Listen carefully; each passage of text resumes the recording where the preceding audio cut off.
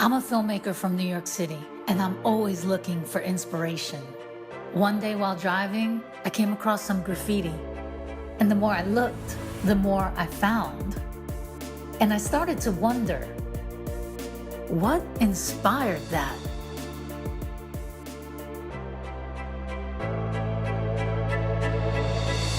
Sir, I'm doing a little documentary about this mural. And I want to talk to people who are just like walking around here and ask them, who is that of? I forgot the guy's name. I think they call him Chicano. Do you have any idea who that is? It looks like Jimi Hendrix to me. Who do you think this is? I thought it was Tupac, the rapper. Live on the block and I see it. I actually don't know who it is. It kind of looks like a Hispanic Jesus. Oh, Piñero. He passed away though, but his memory's still here. Petri, speech, Simon Petri, that's his name. Hi, I'm a filmmaker making a film about the mural on your wall, hoping someone can give me some information about it. I'm actually standing outside of your building filming. Don't look for a big camera or anything. I'm just using my phone. So I'm Elaine. Thanks. I work here. So maybe you know, because I'm trying to find out about this mural. It's a depiction of Pedro Pietri, who is one of the most influential artists associated with our venue, and he's one of the best-known members of the Nuyorican literary movement. Do you think he still has family around here? He still has family in New York. Certainly happy to send you their info. Okay, great. Thank you. Thank you. Yes. Sure.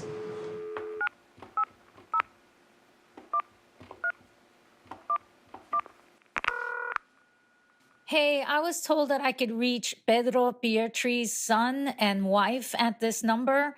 If anyone could give me a call back, I'd really appreciate it. I'd love to come out and see you and find out more about your husband and father. Thanks so much. Okay, this is it. We're here. This is one poem. This whole book is one poem. The title is If You Can Sleep, You're Heartless. He sat on that chair, this rocking chair right here. This was his manual typewriter that he started writing the Puerto Rican obituary with this. The community loved him very much because he wrote the Puerto Rican obituary, which was a very strong poem. He'll open your eyes to the truth, but in a very comical way and loving way, where people could laugh at it and everything, but it would just sometimes smack them with the truth. For example, Mi viejo San Juan, they raised the price of pan. So I flew to Manhattan. Is that the way it goes? So I fly to Manhattan. It was there where I swear everyone took welfare, especially the Latins. That poem is when I got to meet Pedro. He asked me to write the drawings for that poem. So I did illustrations. You know, we had a lot to put together, me with my artwork and him with his words, and we did that. I published his poems like from Vietnam. He was in Vietnam, and he wrote a poem to his mom. In Vietnam, he wrote the poem? Yes, because he was writing a letter to his mom. His mom was a Republican. It's so funny. Dear Mom, I just got high in Vietnam. He had post-traumatic stress. And we lived with it, and I loved him, and we stood together until he passed away. What did he pass away from?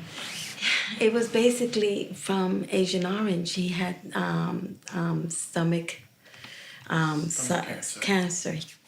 Is there anyone out there today that you think is continuing his legacy? He left a lot of beautiful young poets. I met Mariposa and La Bruja back then. She's La Claridad de la Luz now. They loved him because he was their teacher.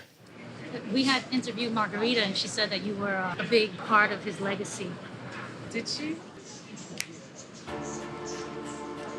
New Rico, that place somewhere between the Empire State and El Morro. Down a dripping pipe that lands pitter-pat on mommy's broken back. For lifetimes attacked, placed on front lines to fight for what we will never get back. But the soil is fertile, unlike the colonized spirit of the mass graves of the enslaved that chanted, but no one could hear it. Cause our heads are so far up our own asses, we can't tell the unnatural from the natural gases.